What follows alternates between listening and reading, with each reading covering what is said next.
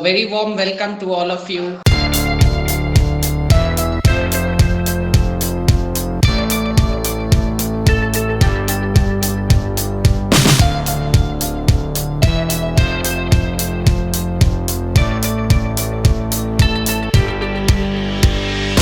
The topic that we have decided for today is what is falsity and why are we so attached to falsity? So, before we go into this topic of what is falsity and why are we so attached to falsity, we have to basically understand why are we asking this question. We are asking this question because all of us who have seen that there is suffering in life. Now, everybody who sees suffering does not ask this question. Only those people who see suffering and then ask whether it is possible to permanently end suffering are going to ask this question. And once this question is asked, then the possibility of self inquiry opens up and we begin the process of self inquiry. The self inquiry draws us to many paths, many teachers. Ultimately, we keep negating all of them. And if we have been mature enough to negate all the beliefs and all the promises of all the paths, then we come to Advaita. And as I have told before in my last meeting also, that Advaita is not actually a path. Advaita is actually the negation of all paths, and ultimately it basically negates itself too.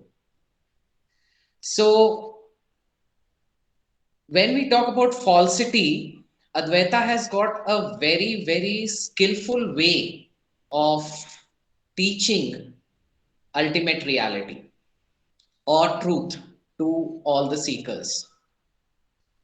So it says that falsity is caused because of duality, whereas the ultimate reality is non dual. So, naturally, when one hears this, one is going to ask two questions. The first question is, what is duality? Second, what is the source of this duality? And of course, the third question that can also be asked is, how does duality end? So I'm going to look at these questions today in this meeting. The first question is, what is duality and why is it a falsity? So the way we perceive the world today as in a state of ignorance is duality.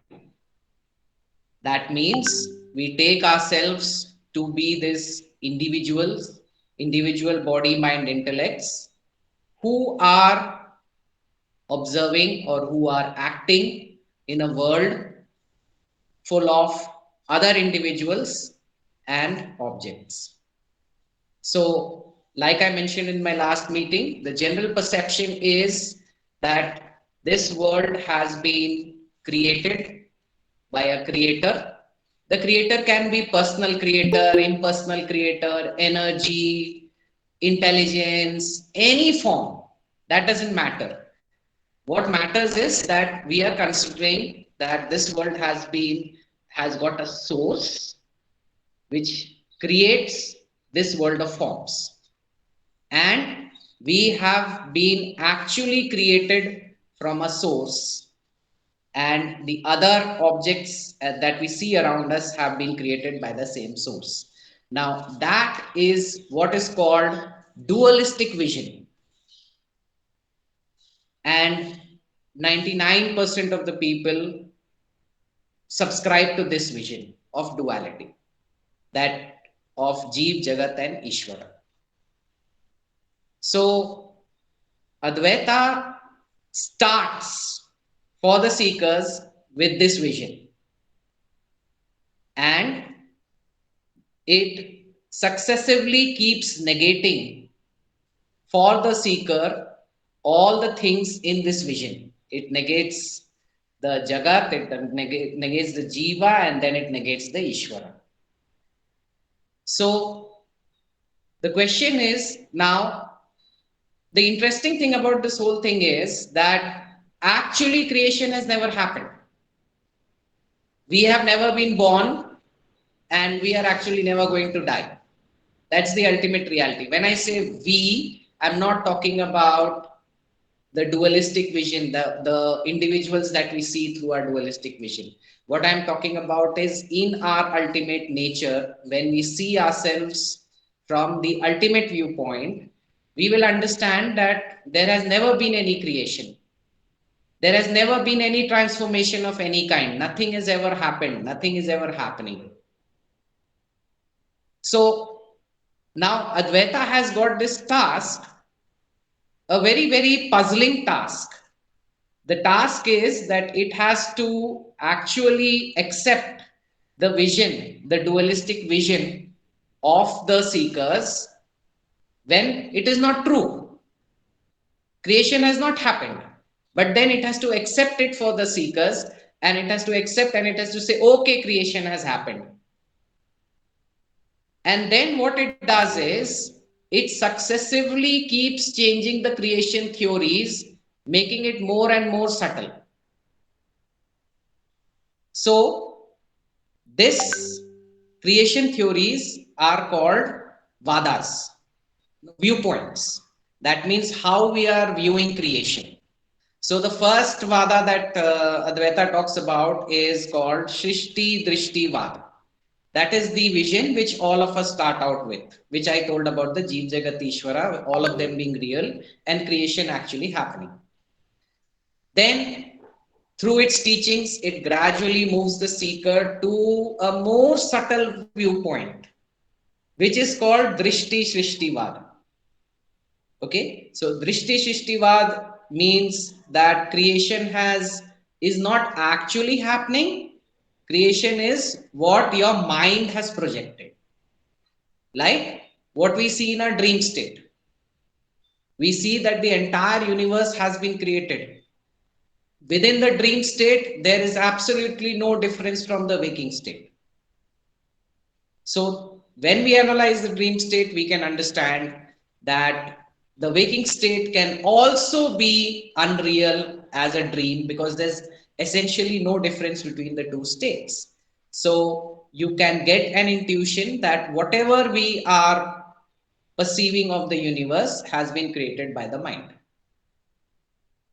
Then it goes even further, more subtle. That is, it goes to what is called Vivartavada. In Vivartavada, even the mind is seen as an illusion, and it is told that even the mind does not exist. It is not that the mind has created the world as it happened in Drishti Shishtivad.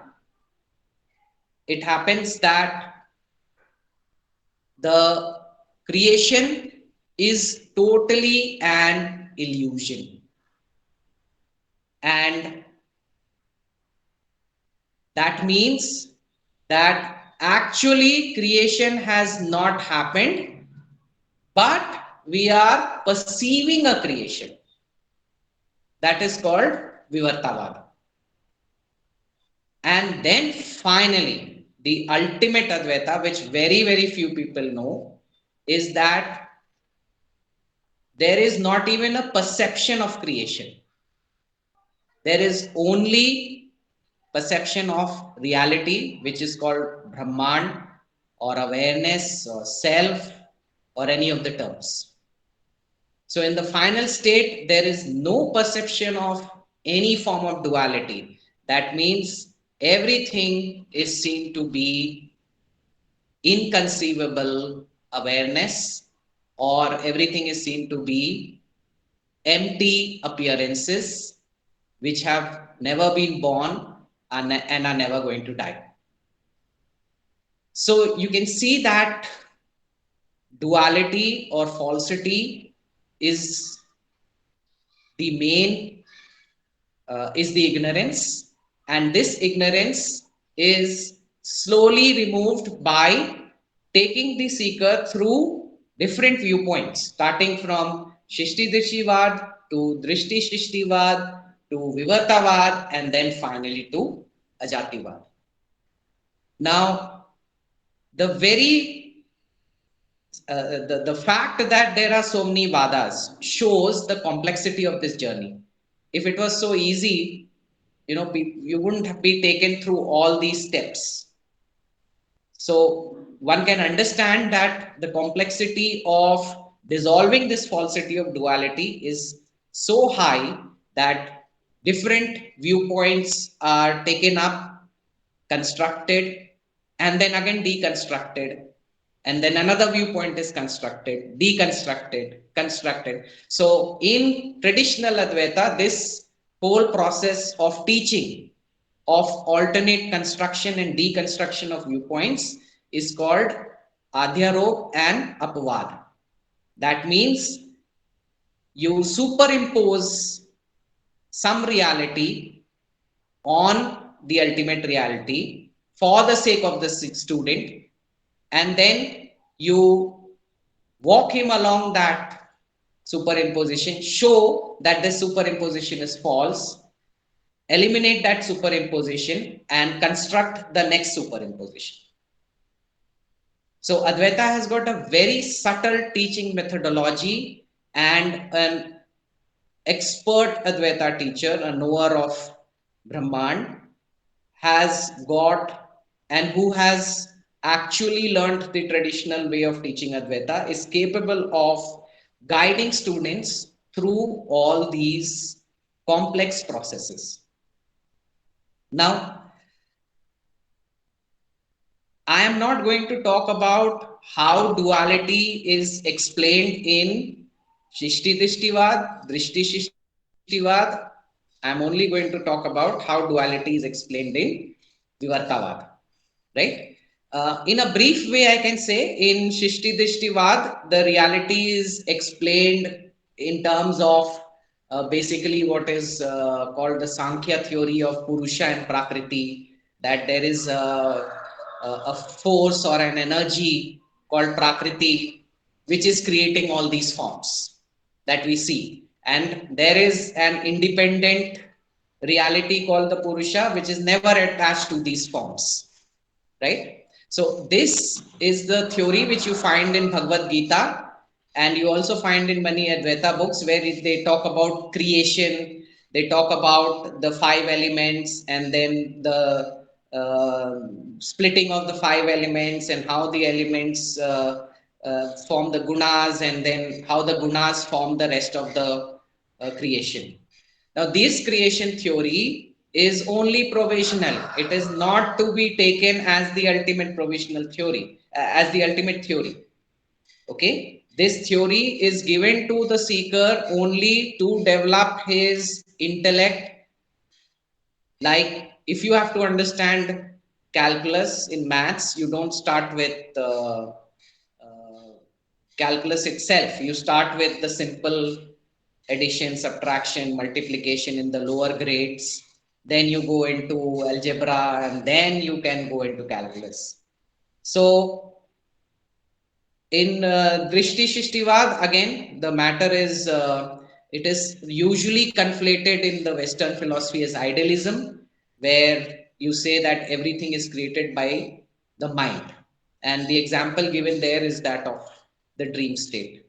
So there, creation is explained not in terms of actual physical elements, right? Like it is done in science, or like it is done in the Sankhya theory of the gunas.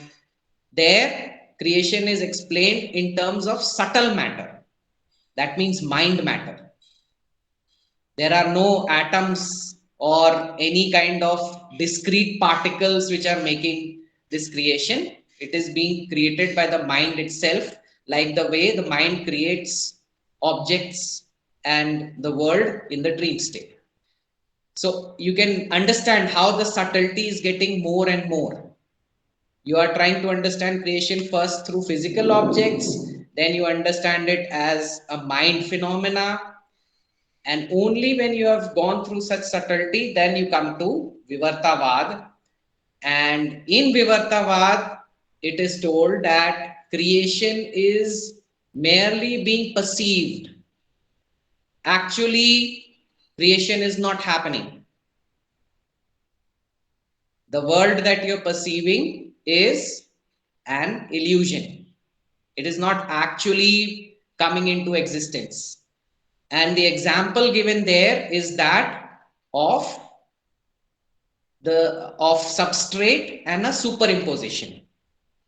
So the most common example given is that of the snake and the rope, but there are other examples also. So there's the example of the snake and the rope. There's the example of seeing silver in the oyster shell. Okay, that is second example. Third example is seeing the blueness of the sky. And fourth example, which is that of, it's a little different, it is that of superimposition of name forms on reality. So I'm basically, they can be divided into two kinds of superimpositions. One is the mistaking. The first kind of superimposition is where you mistake one object for another object. And the second kind of superimposition, where name forms are superimposed on reality, that superimposition, there is no actual substance or another reality being superimposed, but just a name form which has been uh, superimposed on a substrate. So let us take the first example, that of the apparent reality being superimposed on ultimate reality. So let's take the example of rope and the snake, right? You are walking in the night and there is less light, but there is enough light for you to see objects at a certain distance. You see something coiled on the road and you mistake it for a snake, and then you are in fear. Now, this is something which is very, very common. I'm sure all of you have experienced this. Personally, I have experienced it many times because I usually take walks in the night. So, and especially in rainy nights, this has happened to me many times when I have thought a certain coiled object to be a snake, right? So, the question which Advaita asks is very interesting over there. The question that Advaita asks, when you see the snake on the rope, did the snake actually exist or did not exist? Did the snake, when you were seeing the snake, was the snake existing or not existing? So generally our mind is conditioned to give answers in yes or no, existence or non-existence. But in this case, it is very difficult for anyone to answer on any of the opposites. So the answer given usually is that it exists because it gives us the appearance and it gives us an experience which creates fear in us, therefore it exists. It does not exist because ultimately when you shine a torch on it, you come to see that there was no snake. So the same thing can be told about duality or about falsity. Does falsity exist or does it not exist? The answer is that falsity exists only till the time we do not get knowledge about the ultimate reality. The moment you shine the torch on that object, you see that it's a rope and it was not a snake. But at the time when you had not, when you were ignorant about it, you were thinking it to be a snake. Now that's very interesting actually, because many people puzzle over here. Many people, they puzzle even with enlightened people. You know, I am asked questions like, how are you acting this way? If you are not seeing duality, then why are you saying this? If you are not seeing duality, why are you acting in this way? Right? So it's very difficult for the mind to understand that duality is actually never existing. Even at this time, right now, when you are in ignorance, there is no duality existing. So to understand it, you have to understand from the perspective of the rope. Okay, there are two perspectives. One, the perspective of the observer, and the second is the perspective of the rope. So from the perspective of the rope, even when the snake was seen on the rope, did the rope ever become the snake? No, the rope was never the snake. When the snake was seen on it, and when the snake was not seen on it, the rope remained the rope. Right? So ultimate reality is never ever changing. Even when you are seeing it with ignorance, even when you are seeing with duality, the ultimate reality at every single moment is non-dual. That means you have never been an individual.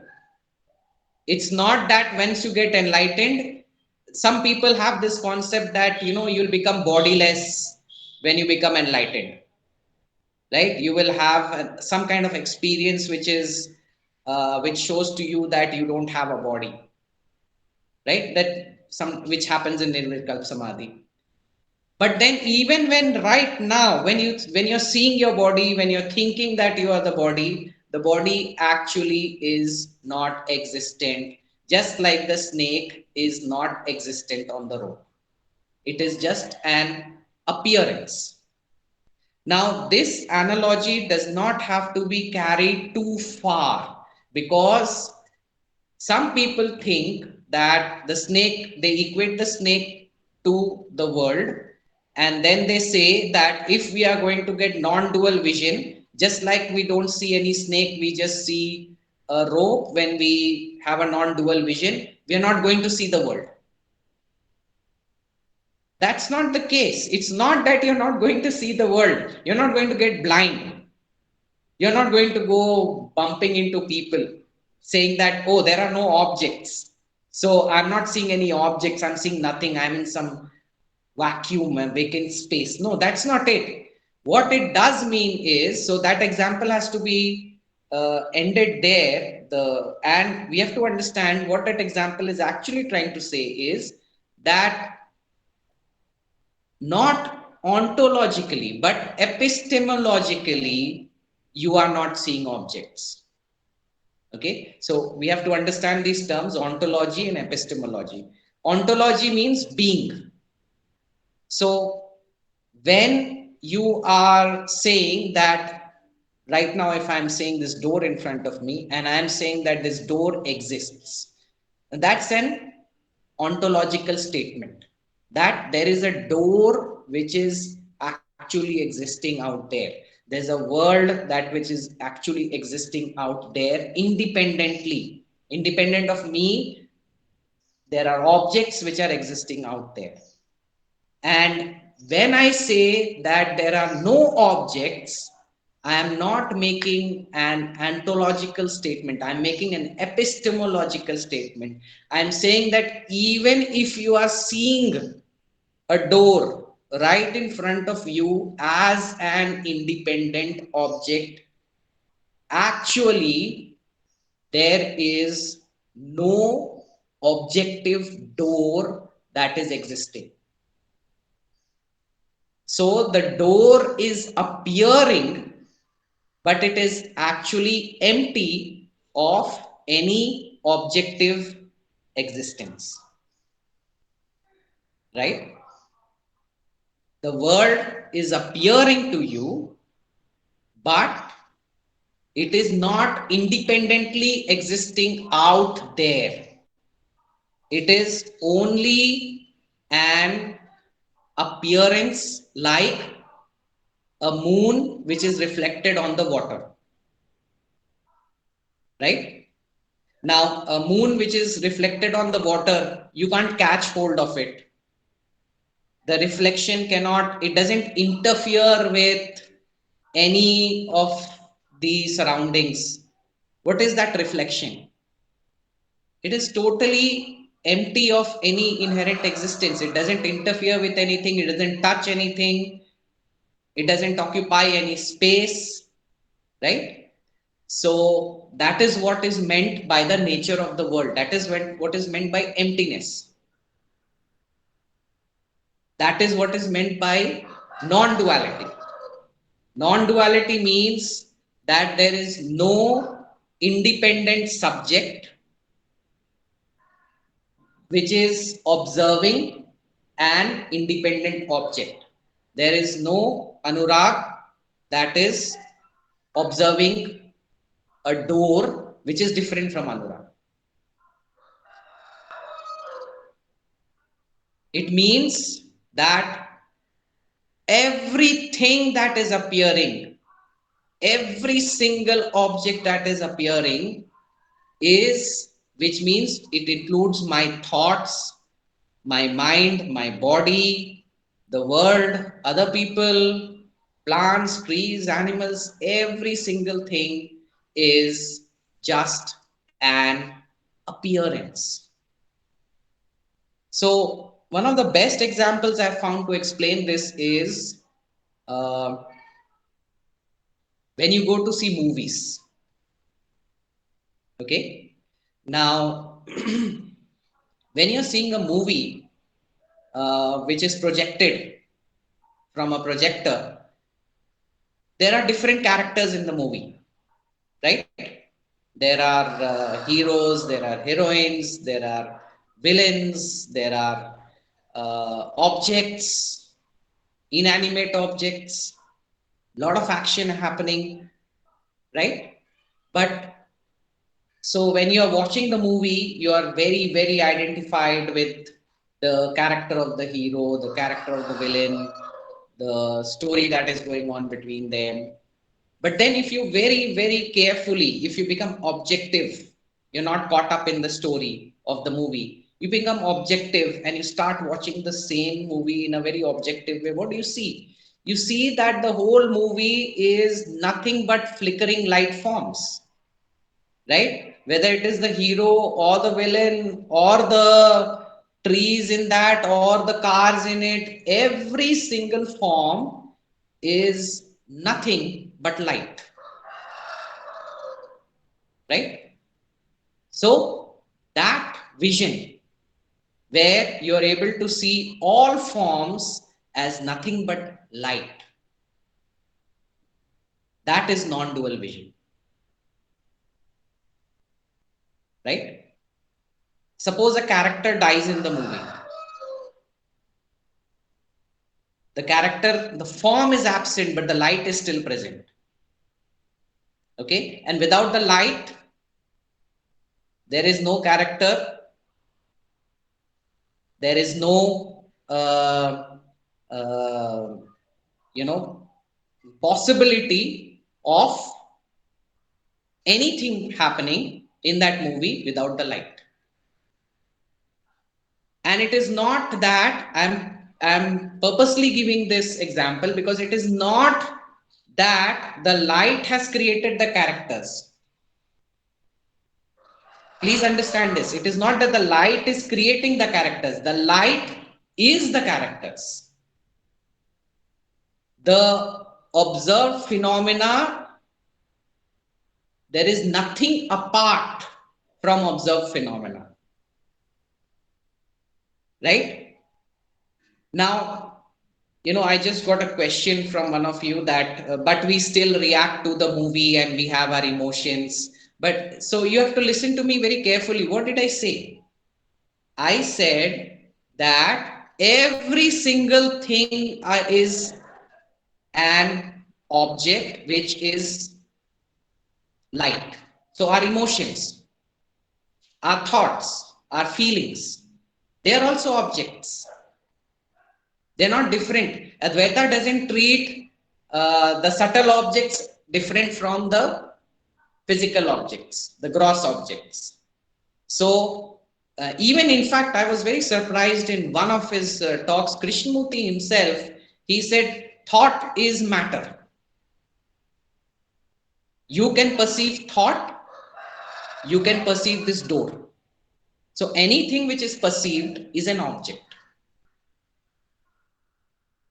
So, once you come to total non-dual vision, so in the Vivartavada stage, in stage 3 of my teachings, you are actually made to reach what is called witness stage. That means the ultimate subject, which is called self. And as the self, as the witness, you are able to see every other thing, your thoughts, your emotions, the body, your body, others' bodies, every other object in the creation as objects. That is stage 3. And in stage 4, you even lose vision of the objects, because you realize what I told in that case of this movie, that there's nothing but light. All objects are light. The living beings in that movie, the non-living things, both are nothing but light. A very close analogy of this is also the dream state.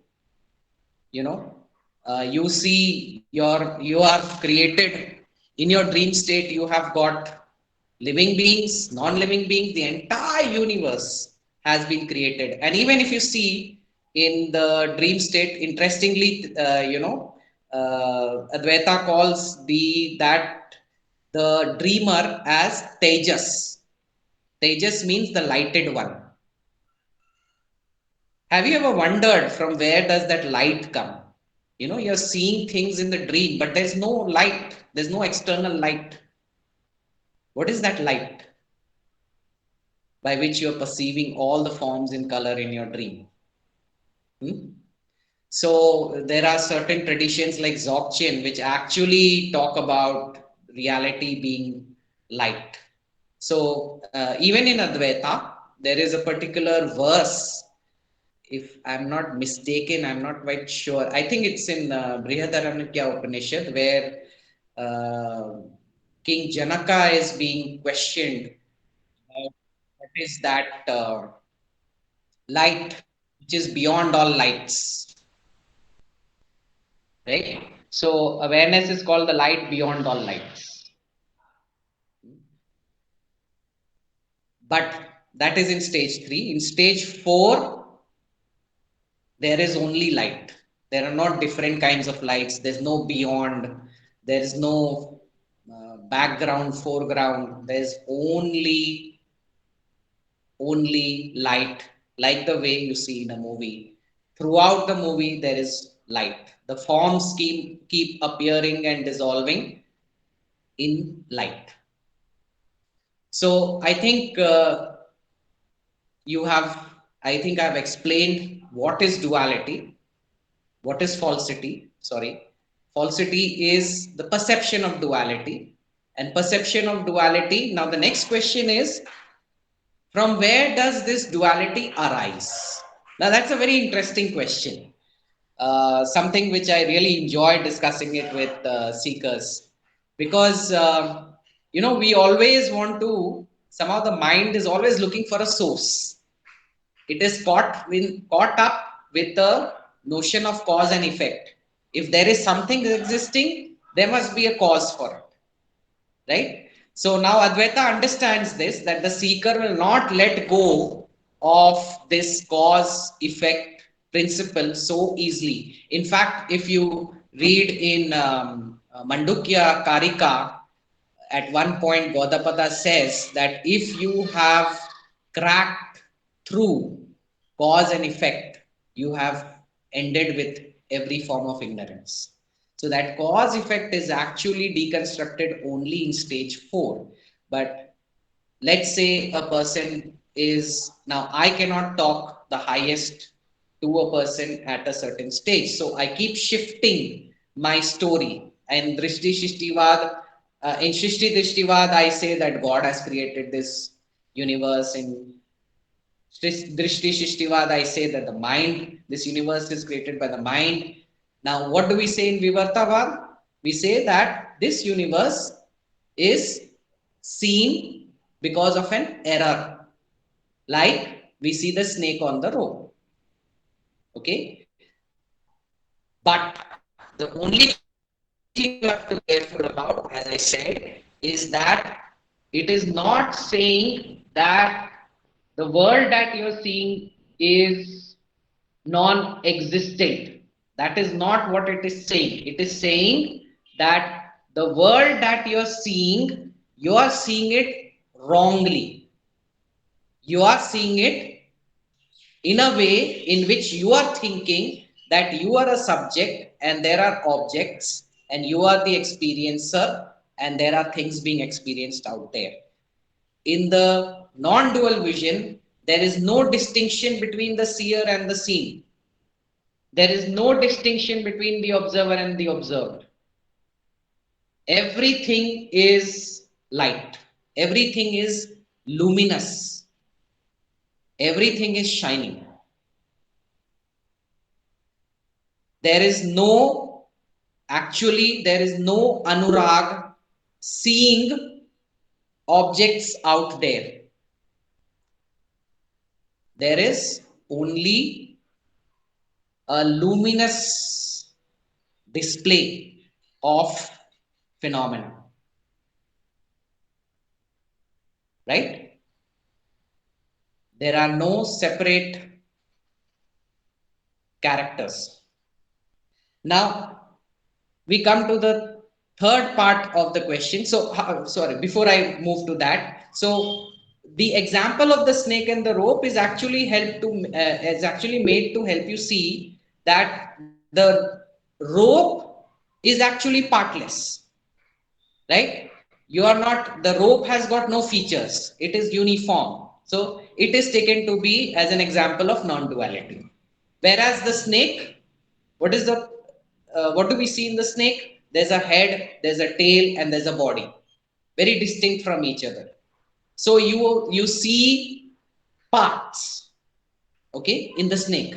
Whereas when you see this rope, you don't see any parts, you see uniformity. So it is actually trying to tell you that when you have a dualistic vision, you are going to see plural world, you're going to see parts, you're going to see separate people and objects and things. But when you are seeing non-dualistically, then even though you're seeing all these forms, just like as I said in the movie, even though you're seeing all these characters, they are all light. They are not separate from each other. Just like in the movie, the characters are separate only in terms of forms, but in the essence, they are all light. So when you have a non-dual vision, you are seeing sameness. You're seeing the essence. The essence is that there are actually no forms. There is only an empty appearance of those forms. Now there's another question which is asked by me. Who is perceiving this light? Another interesting question.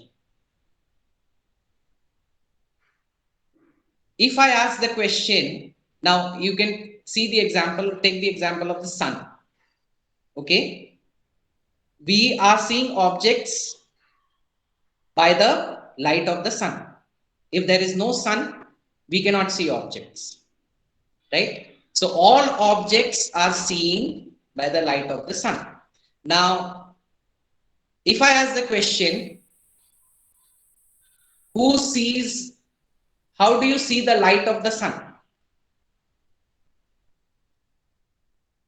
What answer will you give me? We see other objects by the light of the sun, but how do we see the light of the sun? What helps us see the light of the sun? So the answer is pretty simple, that you don't need another light to see the light of the sun. The light itself is luminous. The sun itself is luminous. You don't need anything else to see the sun. So the question now comes, now the question that arises is that if the sun is luminous, then why are we not able to see the sun? And we come back to the original question, what is falsity? So falsity or ignorance is that which actually hides the luminosity of the sun, right? Like you see in the case of rainy day, the sun is very much there, but the clouds are so dark, they have completely covered the sun's light.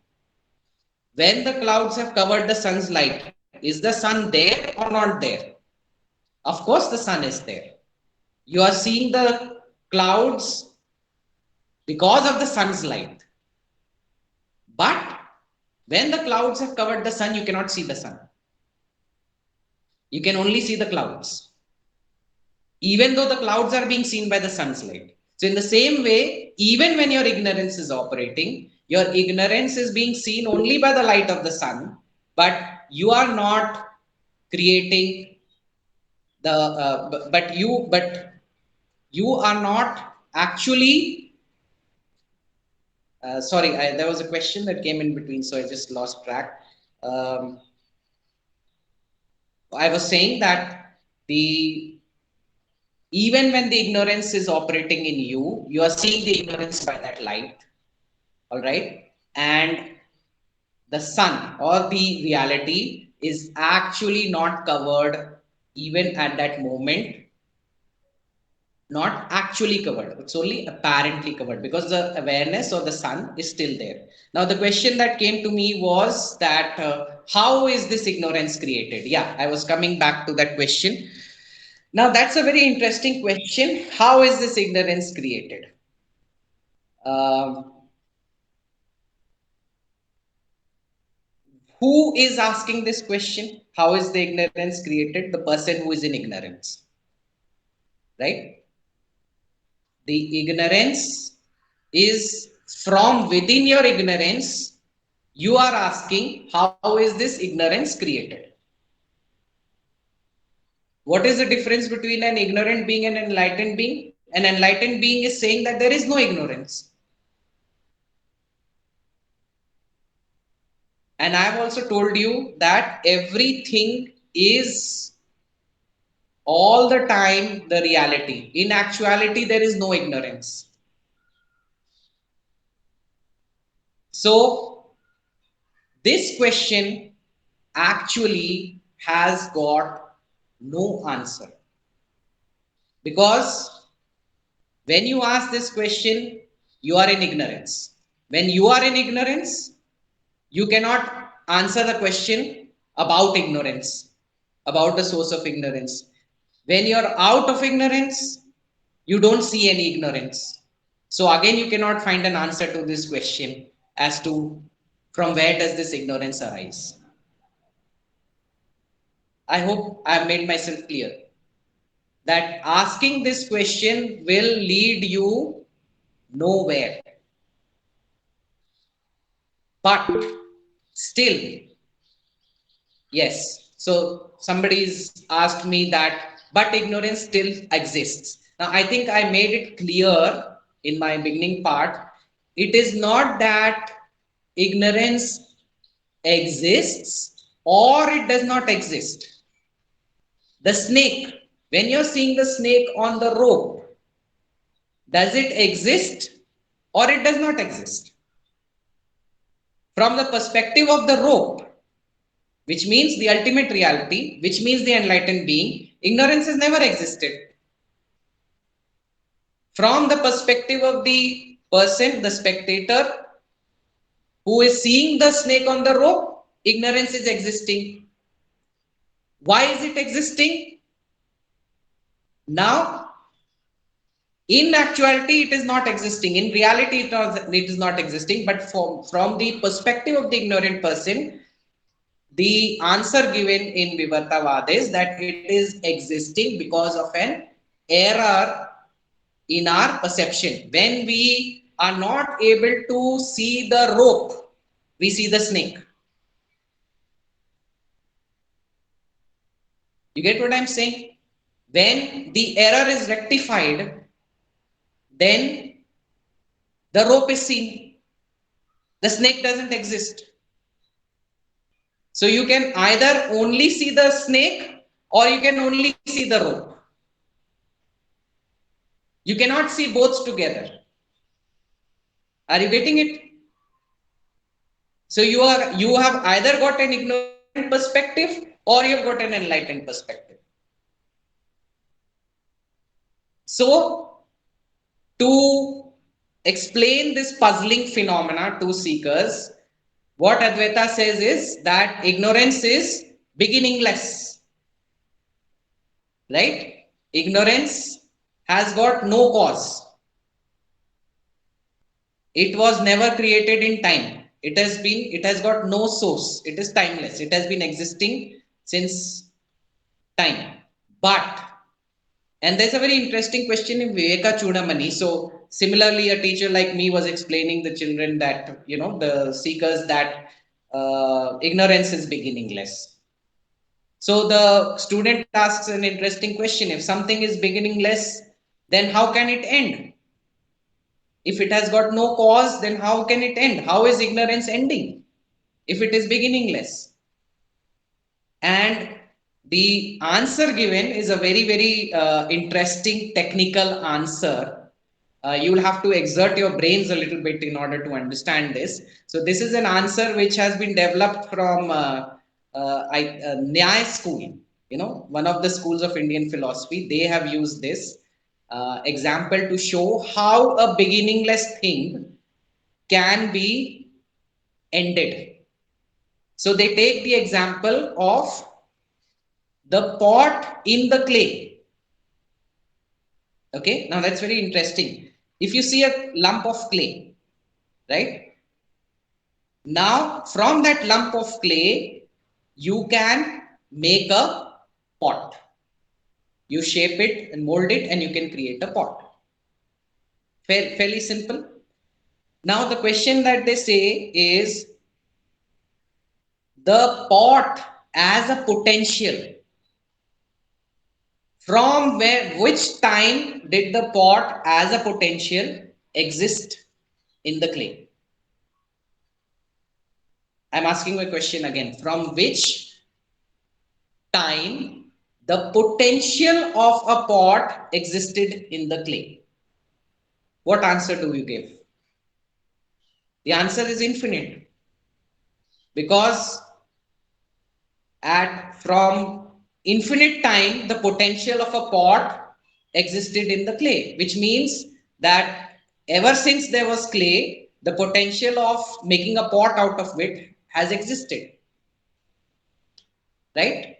It is not a moment in time. It is not that in some particular moment in time the potential of a pot being created out of that clay came into the clay. So that is also beginningless. The potential of the pot being formed out of clay is beginningless. Now what happens when you form the pot out of the clay? When you form the pot out of the clay, what happens to that potential? That potential ends. That means now that clay no longer has the potential to form a pot again, because the pot has been formed. So the potential has got ended. So they take this example to explain how ignorance is ended with knowledge. Ignorance has also existed like the potential of the pot in the clay. Ignorance has also existed. And that ignorance can be ended by getting direct knowledge of reality through learning the scriptures from a trained teacher, right? So you have to understand that all this is very, very subtle. The exact ontological status of ignorance is neither existence nor non-existence. It exists because its effects are felt. It does not exist because it can end. If something is existing truly, it can never end. Like truth, like reality. Reality never ends, but ignorance ends. So that is why it is not real. A real thing never ends. So that is why ignorance is not called asatya. The word that we use in Advaita is mithya, not asatya. Satya is truth, asatya is falsity, and mithya is apparent falsity. You understand? So, satya is truth which never ever changes. Asatya is falsity which never existed, which can never exist. And mithya is falsity that appears for some time. So the example for, of course, Satya is whatever name you want to call it, Brahman, awareness, self, whatever, emptiness. Asatya is, the example given is the horns of a hare. Hare means rabbit, horns of a rabbit, right? Do you ever see the horns of a rabbit? Never. So that is total falsity. It never exists. And what is coming in mithya? Mithya is like, the example given is like the snake on the rope or a mirage. Okay, that means a reality which is existing for some time, which is appearing for some time, but it ends. So I hope I have answered the two questions of what is duality, how is duality born, right? The third question is, why does duality or falsity have such a strong hold over us? That's actually quite simple. If you have read Advaita, you would have understood the notion of five sheets. So basically, the model of Advaita is that reality has been superimposed by these five sheets. Which are the five sheets? Annamaya Kosh, Pranamaya Kosh, Manomaya Kosh, Vigyanmaya Kosh, Anandamaya Kosh. And then they say there is Atman. Okay, that's a model. Okay, it's not actually that there are these sheets which are covering Atma. That's how our brains think. It's not that way. It is just a model to help you negate all the objects that you're taking them to be real objects. So when you're born, if you see in children or in babies, what is it? You are primarily in your body.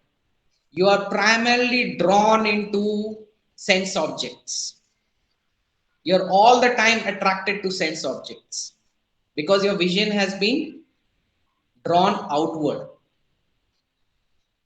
What happens as you keep growing? It's very simple to see. As you keep growing, your attention shifts from external objects and then it slowly starts going into your mind. And for most people, you will see that it doesn't go beyond that. The journey that stops at the level of the mind. For very few people, the journey goes even deeper and goes to the intellect. And if it goes even deeper than that, then it pierces even the causal body, which is the basis of ignorance. And then you get direct knowledge of reality. So in Vivek Chudamani, you will see that there is a verse which says that there are three kinds of vasanas. Deha Vasana, Lok Vasana, and Shastra Vasana, which bind us to the vision of duality.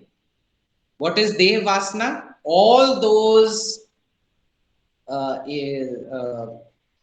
predispositions in you, all those habits in you by which you are very attracted to your bodily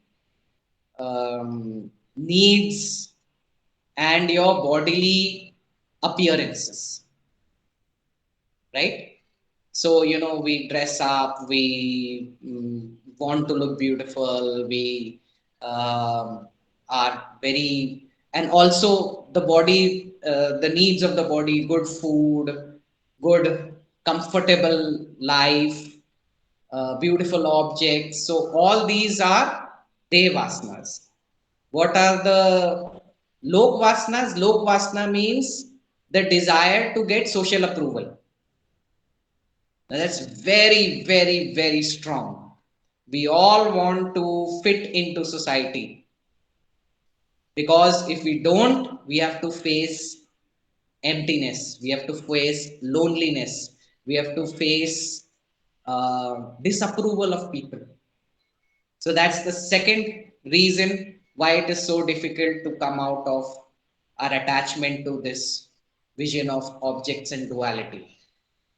If you have crossed this also, then comes the third one. I am very sure most of the people have not, even discovered this third one, which is Shastra Vasana. That means your attachment to ideas, ideologies, philosophies, very powerful,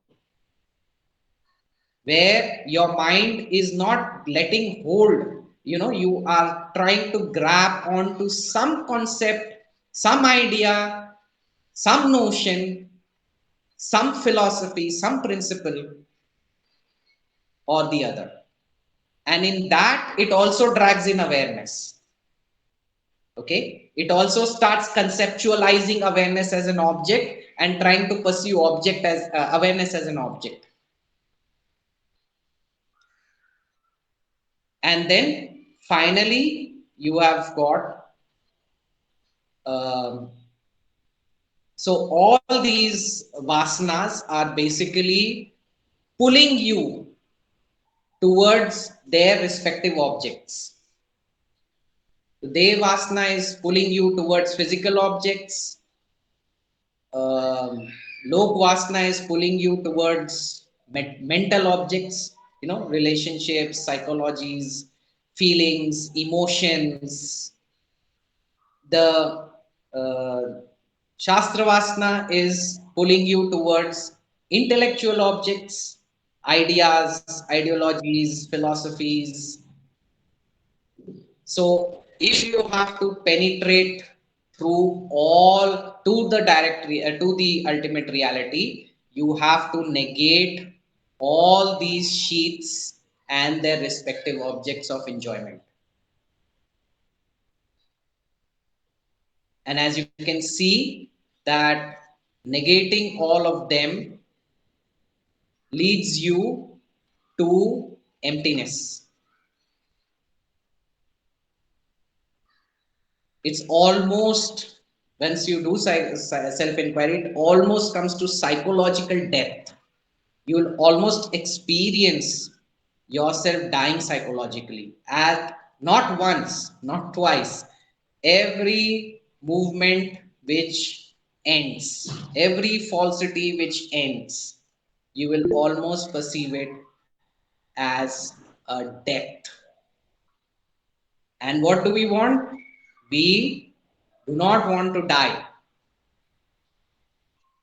The vision of duality is that we want objects, we want to hold on, grasp, cling to these objects which I have mentioned.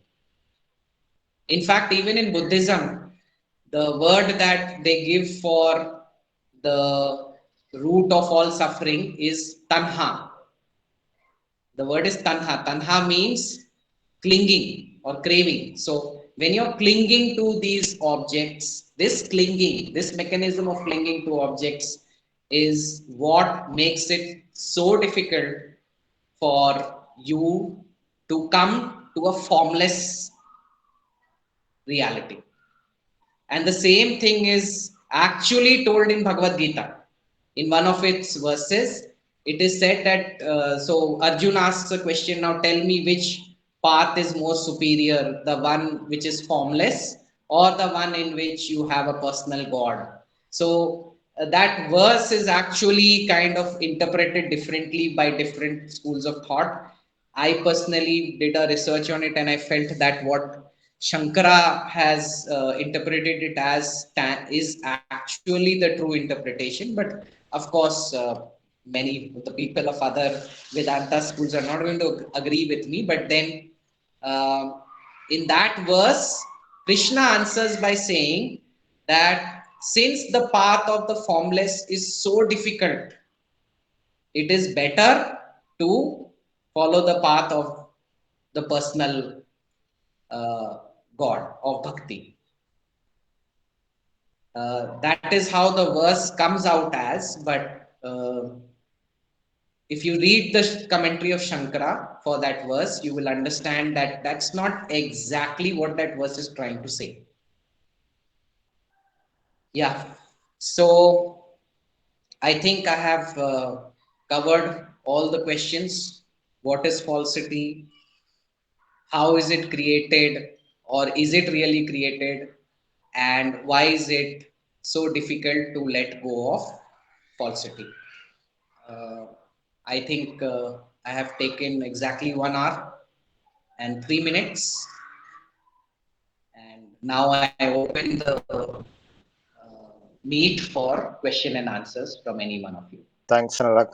One of my questions, for example, you say in a movie, Yeah. uh, the characters that appear in the movie are all light, Yes. and the seeker will still feel, but still we are trying to perceive that. That is still the character in the movie. Yes. The light never tries to perceive anything, right? So how, Absolutely. what Absolutely. is actually stopping them from uh, transcending this point? What is that exactly? Can we go into that? Yeah. So basically, it is the perspective. What is ignorance? It is a dualistic perspective. It is a habit of thinking, right? So when you are having a dualistic perspective, you are actually looking, when you're looking at, let's take the example of the movie. So when you're having a dualistic perspective, you are looking from where? From the perspective of the observer. Like I am watching a movie, right? So when I am watching a movie, I see characters different, doing different things, uh, action happening over there. So that is my perspective. And when I see from the perspective of light itself, not from the perspective of the observer, but from the perspective of light itself, what do I see? I don't see anything happening because from the Yeah. perspective of light, every moment is the same.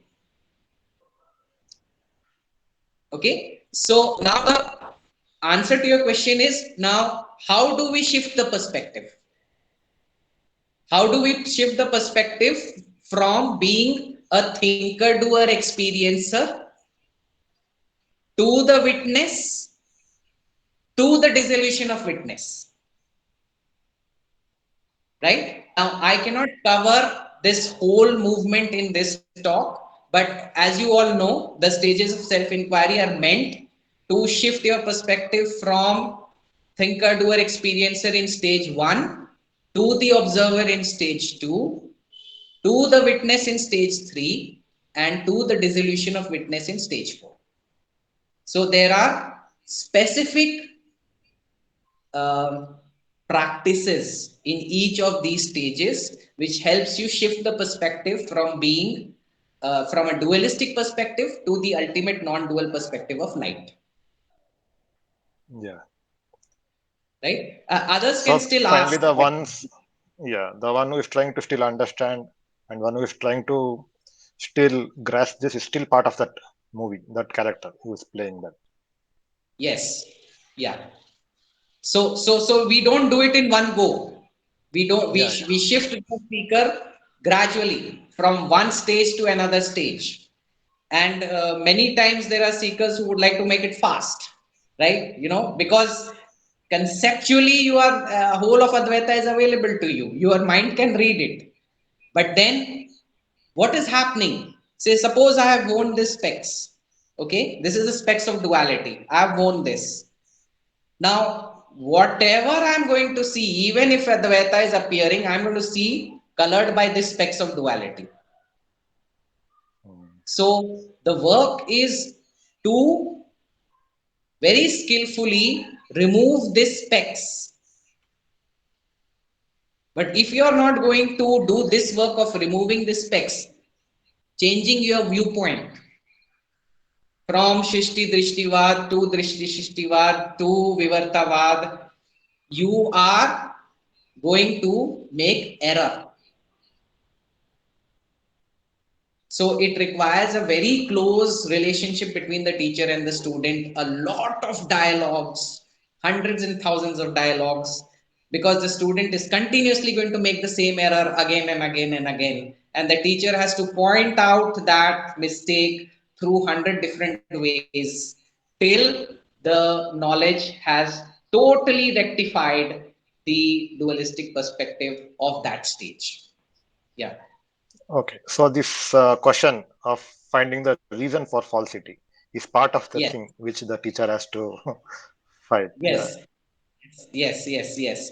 So basically, as I already told in my last talk, the traditional Advaita moves from Shrishti Drishtivad to Drishti Shishtivad to Vivartavad, right? But I actually, in a way, start directly from Drishti Shishtivad.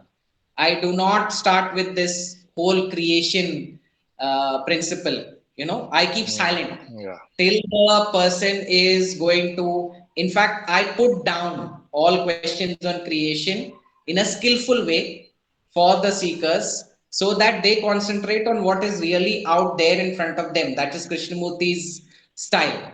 That why do you ask theoretical questions? What is the point of asking them? You see what is there right in front of you, the problems that you are facing in your life. If you are go with not the going to immediate solve them, experience.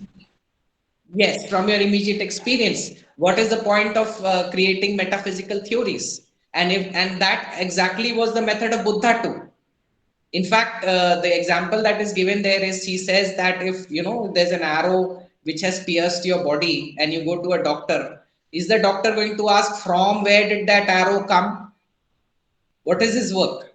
His work is not to ask from where did that arrow come. His work is to remove the arrow, remove the Yeah, suffering. So I toe that line of Krishnamurti and Buddha that you do not get into a lot of metaphysical explanations. I don't get in them in stage one and stage two, but in stage three, I do get in Vivartavada because without it is quite difficult to come to stage four. So I do only one creation theory very seriously, and that is that of Vivartavad, which says that creation is perceived because of an error of judgment. thank you, Nanda. So Estelle, since this was your question, do you think that you got the answer to your questions, or you still have some doubts? You can clear them right now.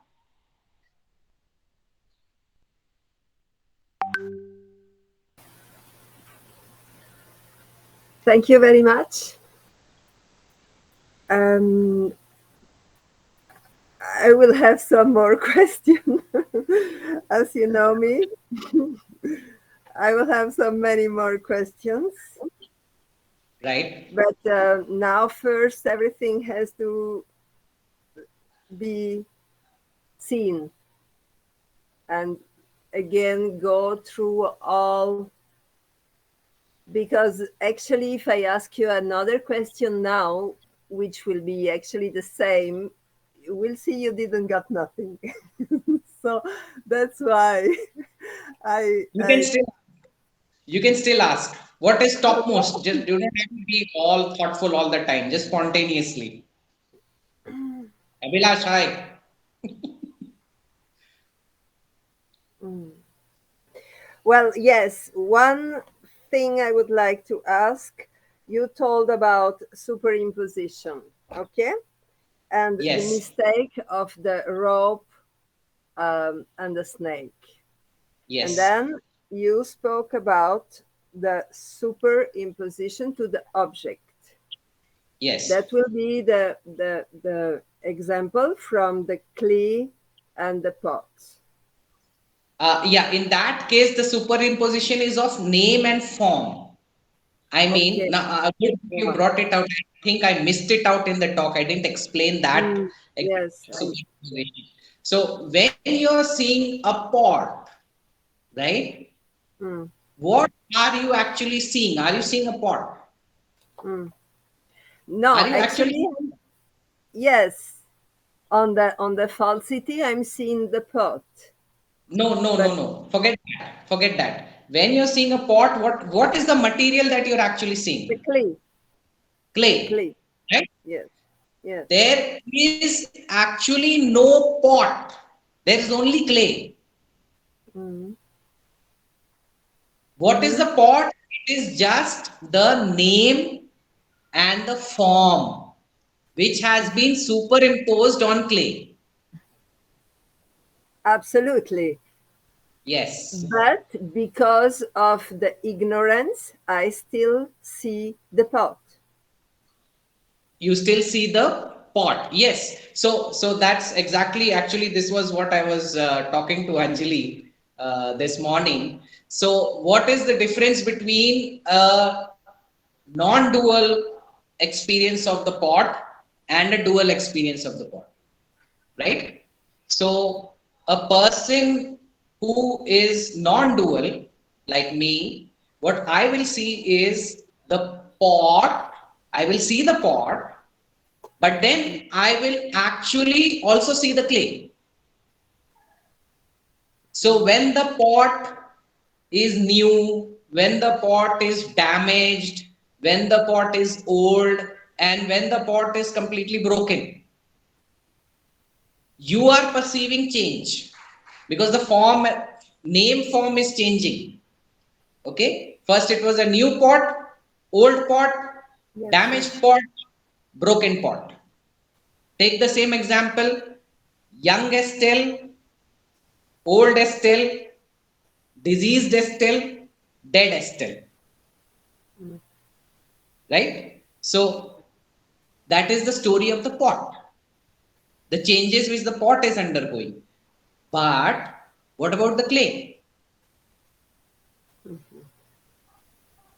Whether Is it was a always new pot, old pot, yeah. damaged pot, broken pot, clay has remained the same. So the superimposition is that of name and form over there. What is superimposed? The name pot and the form pot. The name damaged pot, the name new pot, the name old pot, the name broken pot has been superimposed on what? Clay. Clay has remained the same, right? So when you know yourself as awareness and when you know all objects as awareness or consciousness or whatever name you want to give, you are seeing forms, but you're also seeing that the forms are actually not changing.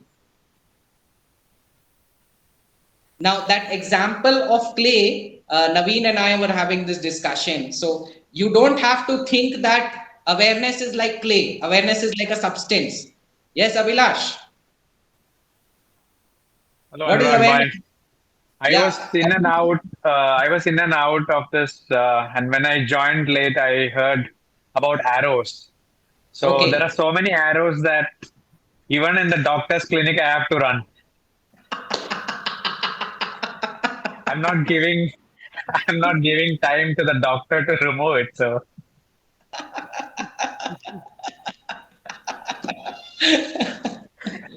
Right. So now it is like damaged Abhilash now.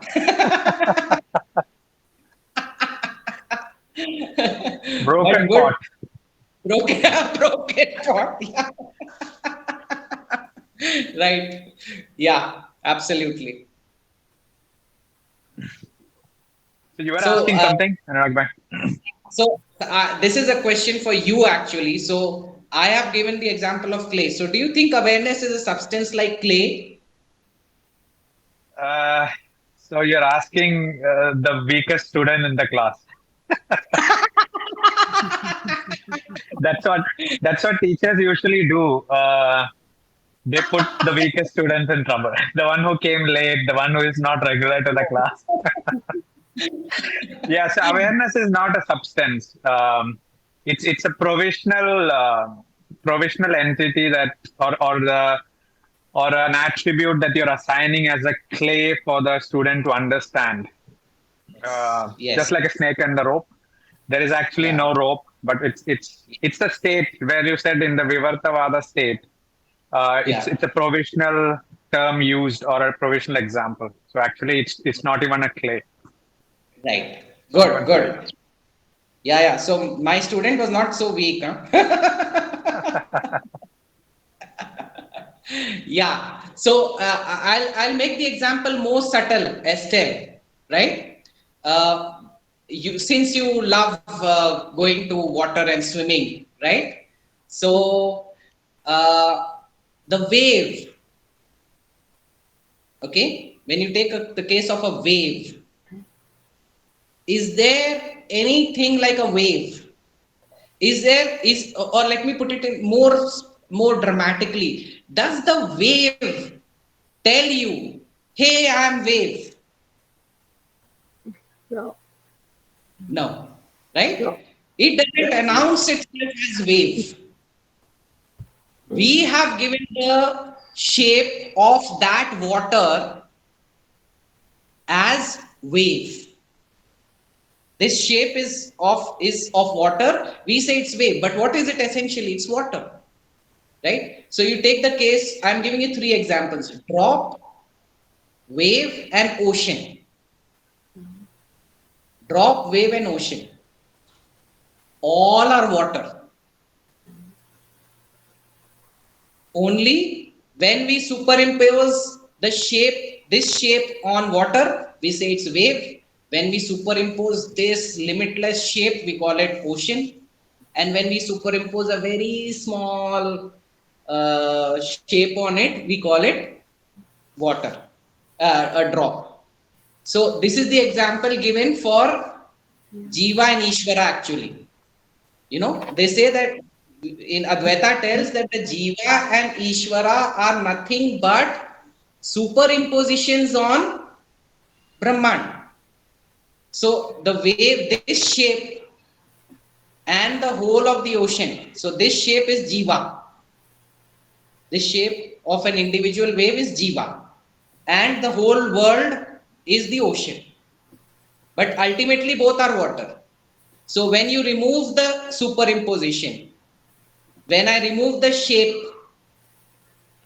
of the wave and when I remove the shape of the world, what do I see in essence? That both are water. So both Jeev and Ishvara are Brahman.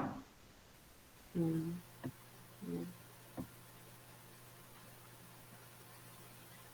Yes, I guess the biggest problem for almost every student in Advaita is that we can understand. I can really understand all these examples, even if you listen at them 100 times. It just Mm, normal is clear, and I mean, just the mind will say, "Yes, why you're telling me again?" Because I know mm, that. But mm, still, on daily life, I used to see the drop or the wave or the ocean as separate. And mm, I think this for me is the main problem, that the mind still separe, still put things in, even if I know that all this is water or clay or whatever, the mind is still making the separation. Hmm. And that's the thing that for me is quite difficult. Yes. Why do you make that separation? What's the need to make it? I think because of the need on holding on belief. So I believe that I know what a drop is, so I will call this a drop. I will not call it water. It's, you know, Hmm. Why do you want to hold on to a belief? I don't want. That's the problem of all this. That's the problem, that I don't want to hold on the belief, but I still do all the time hold on that belief. No, no, you have to go deep into this. You are actually wanting to hold on to that belief. You have to go Why? deep into it because of pleasure, because of fear and desire. Because if you are going to negate objects, as I told you, you are going to come to emptiness and loneliness slowly. You want perception of objects. You love plurality, right? So what the mind is actually doing is that where it loves plurality, it wants to be plural. Where it doesn't love plurality, it wants only that part to vanish away. Yes, clearly. Yes. Yes. So that cannot happen. What is going to plurality? The whole of plurality is going to vanish for you. You cannot keep some aspects of life and remove the other aspects of life. So that is why emotions are the main cause for object perception, right? So that is why I stress so much on observation of emotions. Because once, and Advaita puts it in the way of sattva, tamas, and rajas. So when you are in tamas, you are highly object oriented. When you are in the tamas emotional state, that means you are not inquiring, you are just indulging in your emotions. Then you are in highly object state. When you come to rajas, in that you have developed some capacity of you know uh, your mind has become more active, more inquiring than what it is in tamas. But the inquiry there is not to know the nature of objects. The inquiry there is how to get pleasure out of objects. And then finally we come to the state of mind which is called sattva. That is, its main interest is not how to draw pleasure from the objects, but to know the real nature of the objects that are appearing to me.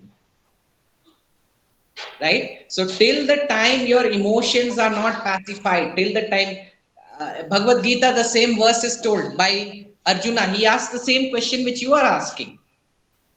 Arjuna says, even though when I know everything, you have explained me, I know everything. Why is it that I am going again and again and committing the same error of ignorance? And then Krishna says, that is because of Rajas, the emotional turbulence of the mind. Because of your emotional turbulence, you're not able to see the fact of the objects. When you are in anger, what happens? No matter how much you love that person, in that second, in that moment, what do you want to do? You want to destroy, sting that person, that object, right? So your emotion is distorting. Rajas is distorting your perception. It is taking you away from love. Yes.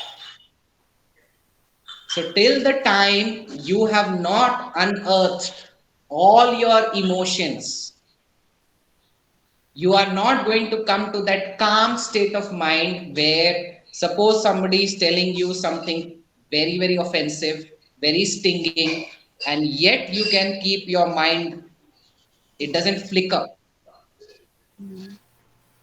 It is able to see the fact and respond as a fact. Mhm. Yes, I do see it really, and it Yeah. happens also already on different challenge. And Yes. then it takes like different um, way to be shown. So I told you maybe about the suffering of others, about suffering of Yeah. animals, about all these uh, Yeah. things that happen all over the world. So Yeah. it's quite a long process, I think, to really be aware of everything without getting in this emotional Yes. up and So downs. when you come, once you come to the mature observation stage, you Mm, are able to see the arising of emotion and the falling of emotion as an object,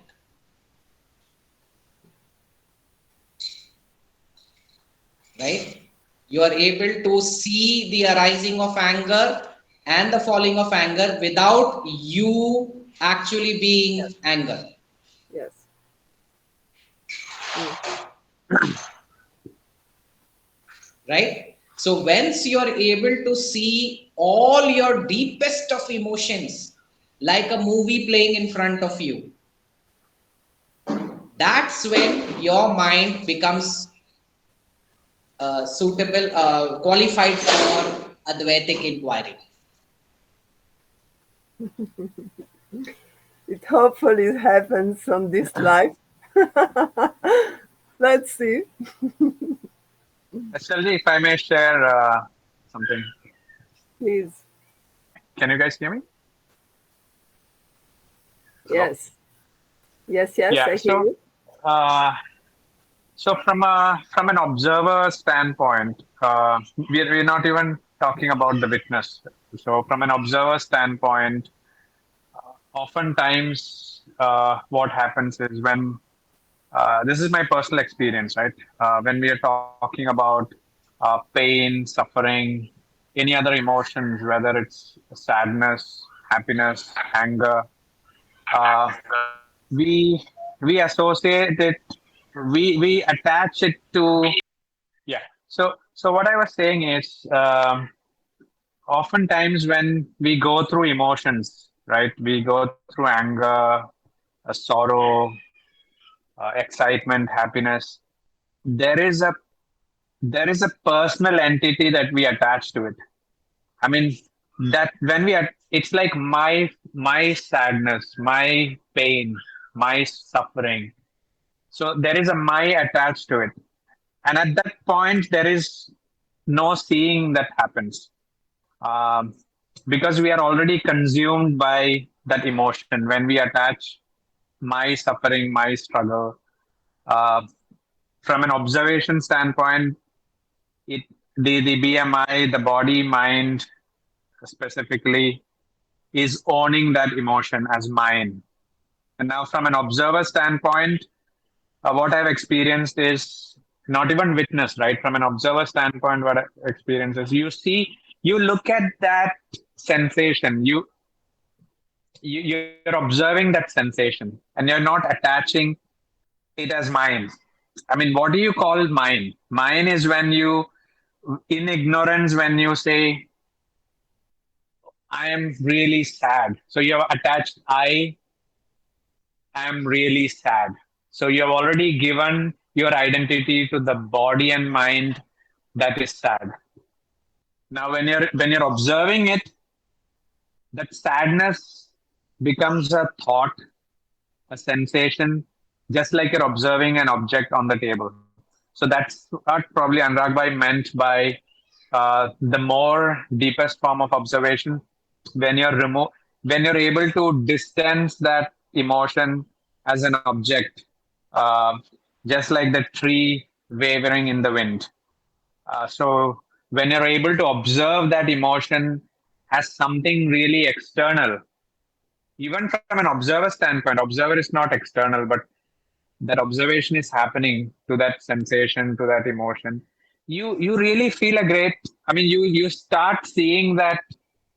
I mean, I would say that's the point where you can start discriminating from an observer and the observed standpoint. Again, the observer is still part of the mind, but again, that's a good thing where you will not attach that I am sad, I am angry. So the anger just becomes an object to the observer. You're not attaching the I. The moment you attach the I, you're already consumed. You're not able to see. You are already drowned. So that's my personal experience with observation. I just wanted to share.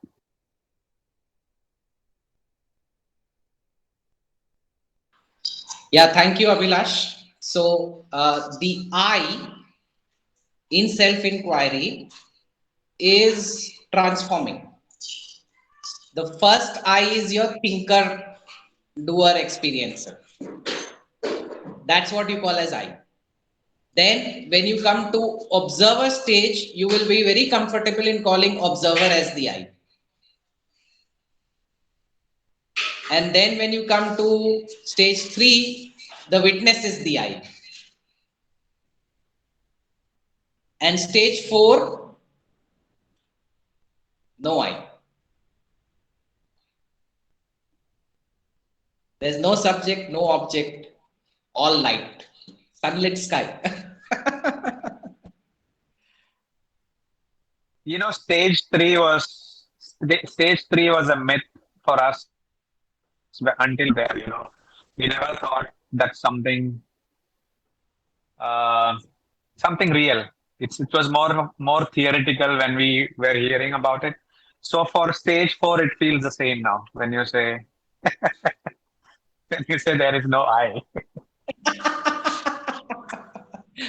Yeah, Estelle asked me the same question yesterday, last night, and she was quite surprised when I said, no, there is no me here.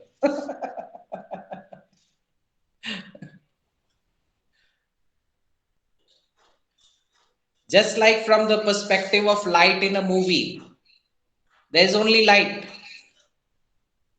The characters are there, but from the perspective of light, there are no characters.